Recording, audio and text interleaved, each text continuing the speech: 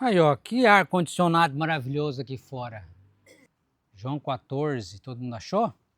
Vou ler do versículo 1 até o 6, diz a palavra de Deus. Não se turbe o vosso coração, crede em Deus, crede também em mim. Na casa de meu pai há muitas moradas. Se assim não fora, eu vou-lhe teria dito, pois vou preparar-vos lugar. E quando eu for e vos preparar lugar, voltarei e vos receberei para mim mesmo, para que onde eu estou, estejais vós também. E vós sabeis o caminho para onde eu vou. Disse-lhe Tomé, Senhor, não sabemos para onde vais. Como saber o caminho? Respondeu-lhe Jesus. Vamos ler juntos? 6?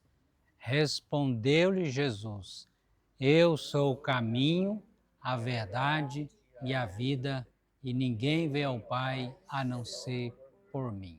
Vamos orar? Senhor, obrigado, meu Deus querido, Deus maravilhoso, pela Tua palavra. Abra o nosso entendimento, nosso coração para recebermos as verdades do Senhor. Meu Deus, obrigado, Pai, por esta noite abençoada. Podemos estar aqui para aprender e crescer na graça e no conhecimento do Senhor Jesus. Pedimos a Deus que abençoe todos os teus filhos em toda a face da terra, especialmente aqueles que têm sofrido perseguição, como os cristãos na Nigéria, em outros lugares do mundo. Ó Deus, aumenta-lhes a fé, o seu amor por ti, converta os seus perseguidores. Nós te pedimos, ó Pai, em nome de Jesus Cristo. Amém. Amém. Muito bem, nós vamos falar um pouco sobre a segunda vinda de Cristo e o juízo final e o destino eterno. Jesus prometeu voltar ao mundo para consumar sua obra. Ele disse aos seus discípulos, o texto que nós acabamos de ler, né? Não se turbe o vosso coração. Crede em mim, crede em Deus, crede também em mim, porque na casa de meu Pai há muitas moradas e eu vou os preparar lugar. Então, enquanto o Senhor nos prepara lugar para a nossa morada celestial, quem Ele enviou para estar conosco? 24 horas. Na vida de cada cristão. O Espírito Santo, o Consolador, que habita em cada um dos filhos de Deus. E é a garantia que ele vai voltar. O Espírito Santo que habita em você, né? Jesus nos deixou esse penhor e também ele é o selo. O Espírito Santo diz a Bíblia que ele é o selo, o Consolador é o selo de Deus, porque nós pertencemos ao Senhor. Amém? Você se sente amado por Deus? Mesmo que talvez você não se sinta, saiba disso. Você é amado por Deus, né? Nós somos amados por Deus. E esta promessa foi repetida várias vezes da volta de Jesus, né, de várias maneiras. Vamos ver agora o texto lá de Atos 1, 10 a 11. Atos 1, versículo 10 e o versículo 11. Quando Jesus fala com os discípulos sobre a promessa, justamente que envia o Espírito Santo para sermos testemunhas dele, e ele é assunto aos céus, né? Ele vai subindo para os céus e diz aí para nós, os anjos, né? Atos capítulo 1, verso 10 e o versículo de número 11.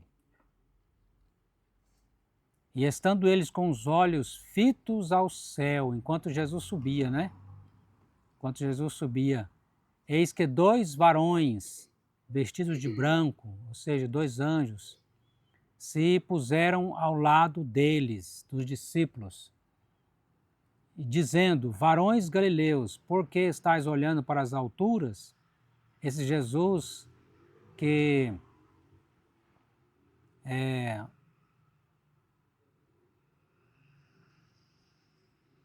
dentre vós está subindo aos céus, virá do modo em que do modo como o vide subir. Então, o Senhor novamente aqui fala os anjos anunciando, né? Interessante que quem anunciou a primeira vinda de Jesus, também quando Jesus já estava para nascer, né, para vir ao mundo, foram os anjos, né? E agora anunciando a primeira vinda, ele chegou.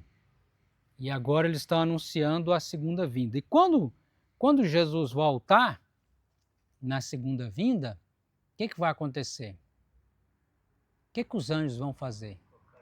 A trombeta vai tocar, né? A trombeta de Deus, anunciando, os anjos anunciando a volta de Jesus Cristo, o Filho de Deus.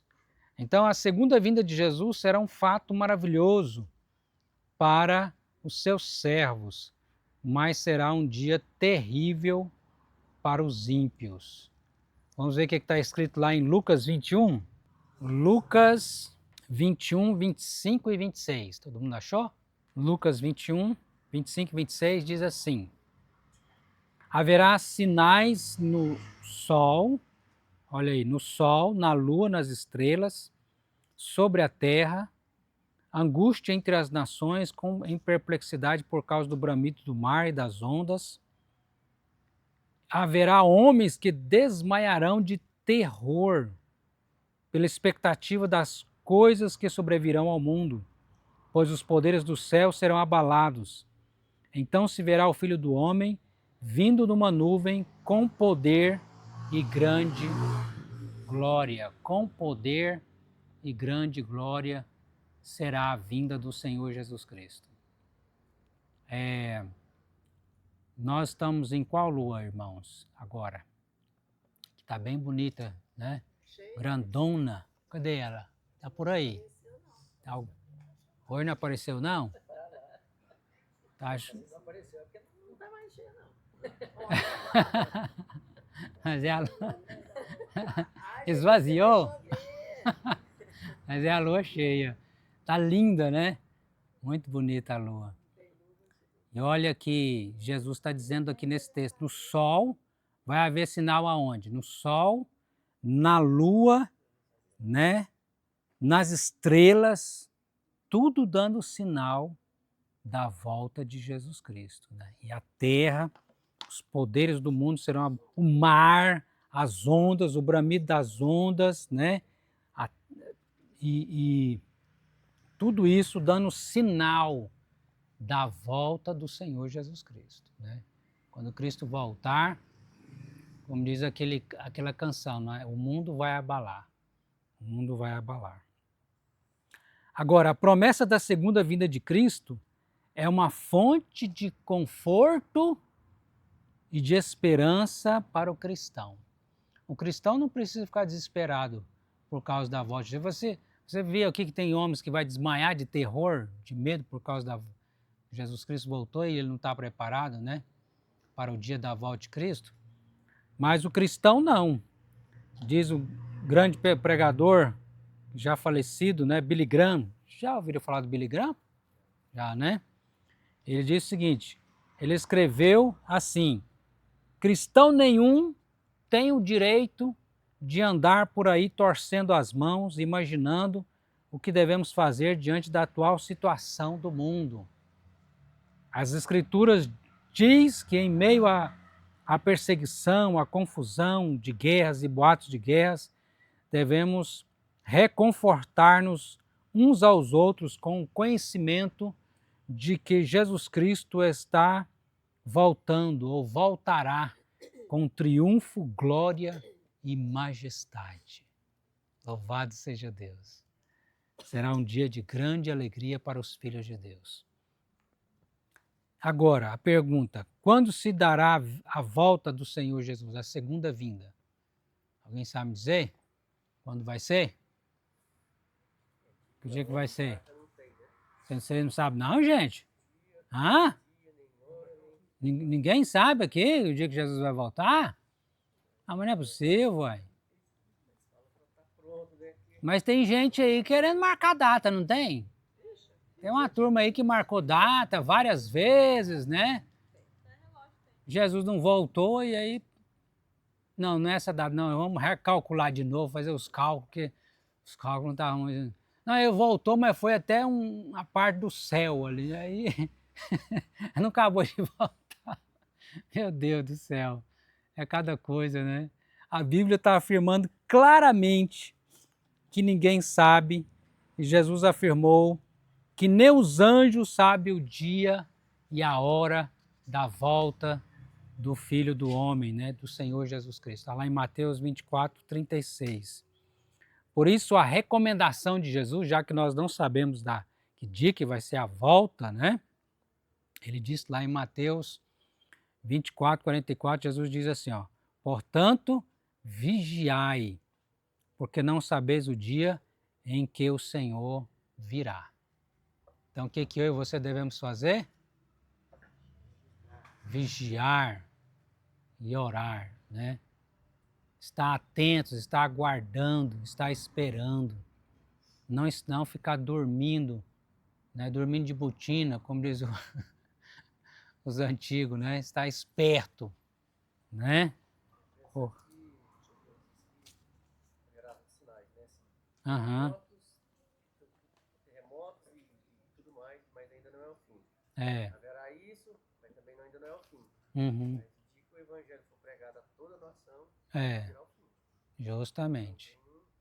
Quando for pregado o Evangelho do Senhor Jesus, vai chegando, vai se aproximando, os sinais vão se cumprindo. E aí Mateus diz, né, no texto do Evangelho, que quando for pregado o Evangelho do Reino a todas as nações, então virá o fim. Amém? Você está preparado para o fim? Pode ser hoje, pode ser agora, a volta de Jesus. Amém? Sim. É, verdade. É. Que vai se voltar hoje aqui no Brasil, agora está de noite, no Japão está de dia. Então, para uns vai ser de dia, para outros vai ser de tarde, para outros vai ser de noite. Né? E aí, imagino que se fosse agora,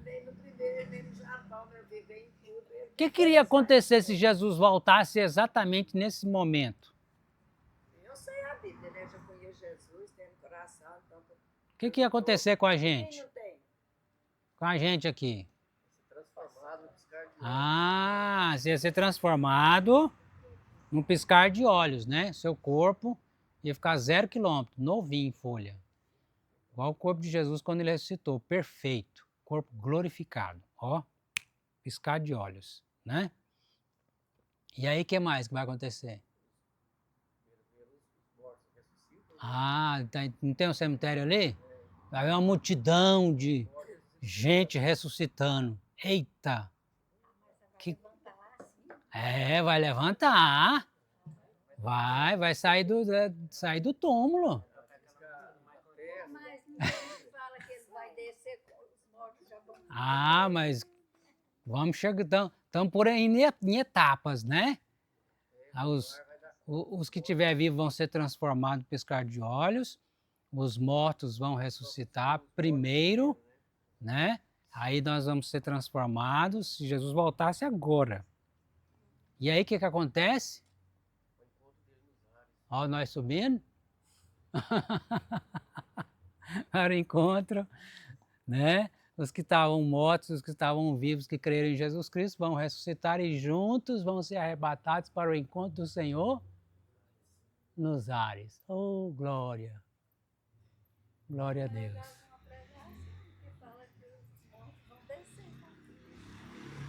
Aqueles que já estão no céu, as almas, né? Mas só tá as almas, o corpo está aqui. Então, o que vai acontecer com o corpo e a alma? O corpo vai juntar com a alma que já está no céu, né? Então, já vai haver essa união, o corpo e a alma, né? E aí, será novos céus, o Senhor vai fazer novos céus, nova terra. Mas pastor diz que esse crema é esse. Não disse que vai dar conta. Os que não creem, A terra, os que... Hã? dá conta. Ah, não, mas tranquilo. Crema, joga assim, É, joga no céu. não, mas isso aí não tem problema. Cremar, né? Você tá falando isso quando... tem problema não, pode. A gente vai, quando enterra a gente, a gente não é comida dos bichinhos, dos verminhos. Os vermes comem a gente tudo, só sobra o pó, né? Vai. A gente vai alimentar os bichinhos, que os bichinhos também têm que comer. Né? Vai para a barriga dos bichinhos. Né? Mas aí, isso não impede, como a gente vai ver aqui, aliás, viu anteriormente, né? Que semeia a semente é esse corpo natural, ressuscita um corpo espiritual. Semeia o corpo natural, ressuscita um corpo espiritual. Semeia um corpo corruptível, ressuscita um corpo incorruptível. Semeia um corpo mortal, ressuscita-se um corpo imortal. Né? Então, nós vamos ser parecidos. Né? O Renato, quando ele ressuscitar, a gente vai saber que é o Renato. Isso aqui é o Renato. Não vai ser outro, diferente totalmente. Né? Mas, por outro lado, também vai ser um corpo perfeito, glorificado. Sem nenhuma dessas mazelas que nós temos hoje. Amém? Então o Renato vai ter cabelo. Ah, com certeza, eu acho que vai ser um... Né? As carecas faz parte dessa época, né? Não, e cabeludo também. Por que antigamente os homens todos usavam cabelão? Agora hoje é um cabelo grande, fica falando do coitado, mas tudo que passa cabelo é grande, É, não é? Agora, mas vai ser um corpo... um corpo... Teremos um corpo perfeito, né? Graças a Deus. Agora, o que vai acontecer também? O juízo final e o destino eterno, né? Vamos abrir lá em Mateus 16, 27. Mateus 16, versículo 27. Mateus 16, versículo 27. Mateus 16? Mateus 16, versículo 27. Todo mundo achou?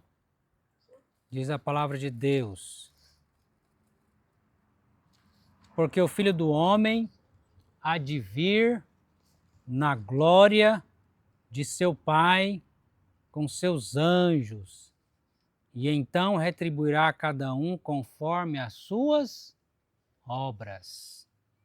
Jesus declarou também que na sua segunda vinda ele julgará os homens e cada um retribuirá a cada um conforme as suas obras, né?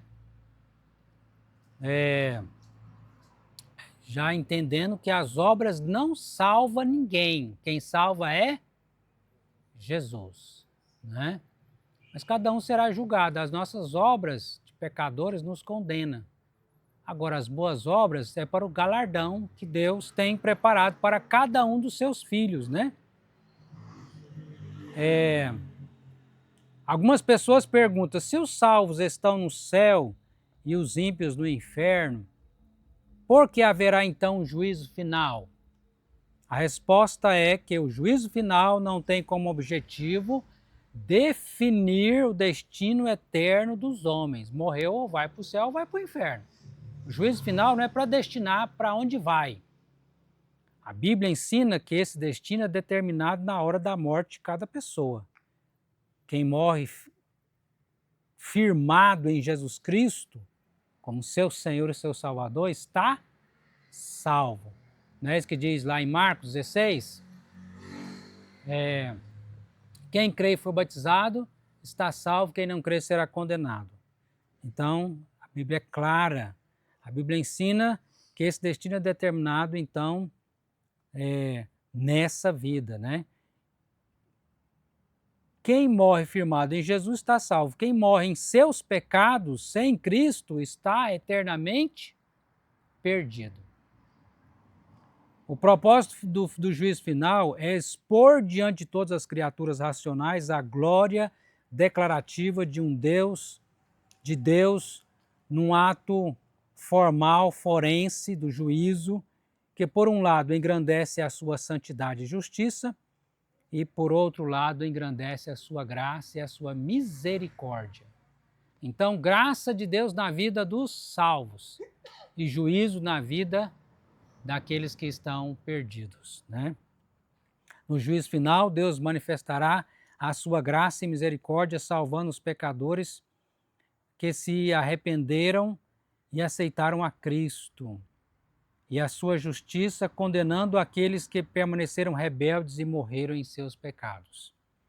No juízo final serão julgados os anjos decaídos. Quem são os anjos decaídos que foram expulsos do céu? Satanás e os seus demônios, né? Serão julgados também. Todos os indivíduos também da raça humana. Algumas pessoas entendem que os crentes não serão julgados, já que Jesus prometeu que aquele que dá ouvidos à sua palavra tem a vida eterna. Não entra em juízo, mas passou da morte para a vida. Está lá em João 5,24. Jesus afirma: quem crê em mim tem a vida eterna, não entra em juízo, mas passou da morte para a vida. Mas o contexto mostra que as palavras de Jesus indicam que os salvos não entrarão em juízo condenatório, ou seja, não serão condenados. Os ímpios serão julgados e condenados, mas os salvos serão julgados e absolvidos, porque Jesus já sofreu na cruz o castigo para pagar o meu e o seu pecado. Então, por que eu e você recebemos o perdão e a salvação? Porque Jesus já pagou lá na cruz a nossa dívida, né? Lá em Isaías 53:6 fala: o Senhor fez cair sobre ele a iniquidade, o pecado de nós todos, né? Então, sobre Jesus estavam ali os nossos pecados. E por isso que a Bíblia fala que eis o Cordeiro de Deus que tira o pecado do mundo, tirou o pecado de mim e de você, e nos livrou, nos limpou, nos purificou de todo pecado. Os ímpios sofrerão eternamente.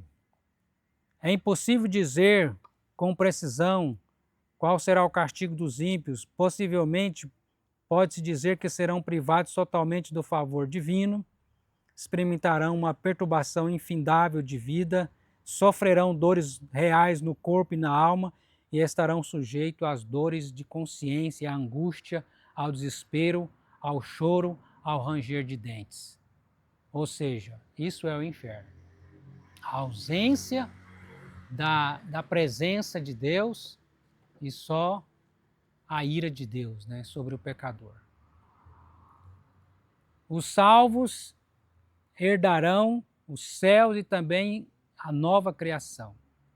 A Bíblia não diz claramente como será essa nova criação, mas o apóstolo Pedro afirmou que Jesus,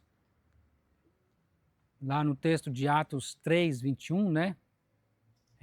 Jesus ficará no céu até os tempos da restauração de todas as coisas. E lá em 2 Pedro, capítulo 3, verso 13, ele diz: onde nós esperamos novos céus, nova terra, aos quais habita a justiça. Sabemos que toda a criação foi atingida pelas consequências do pecado. E cremos que Deus restaurará a criação após o juízo final. Muitos teólogos acreditam que Deus vai restaurar o universo às condições originais que ele foi criado, e os servos de Deus, com os corpos imortais e almas inteiramente aperfeiçoados, habitarão na terra e servirão ao Criador eternamente em espírito e em verdade. Você olha para a natureza, apesar do pecado dos seres humanos, mas ela é tão bela e tão maravilhosa, né? Mas a criação sofre, aguardando a volta de Jesus também, né? E quando Jesus voltar, ele vai restaurar todas as coisas. Amém? Não vai ter mais os espinhos, os abrolhos, né? Todas essas coisas que entrou no mundo por causa do pecado, né? E para terminar, vamos lá em Apocalipse 21, 3, versículo 3, versículo 4. A perspectiva de habitarmos a terra nas condições descritas no parágrafo anterior enche o nosso coração de grande alegria. Apocalipse 21, 3 e 4.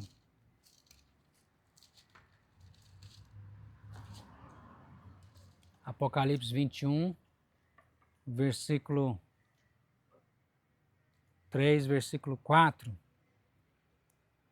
Então ouvi grande voz vinda do trono, dizendo: Eis o tabernáculo de Deus com os homens, a morada de Deus. Deus habitará com eles. Eles serão povos de Deus e Deus mesmo estará com eles e lhes enxugará dos olhos toda lágrima. E a morte já não existirá, não haverá luto, nem pranto, nem dor, porque as primeiras coisas passaram. Louvado seja Deus. Todo sofrimento, toda dor, toda angústia, toda tristeza será passado. Amém? Novos céus e nova terra onde habita a justiça e para sempre estaremos com o Senhor na glória celestial. Então, você é ou não é amado por Deus?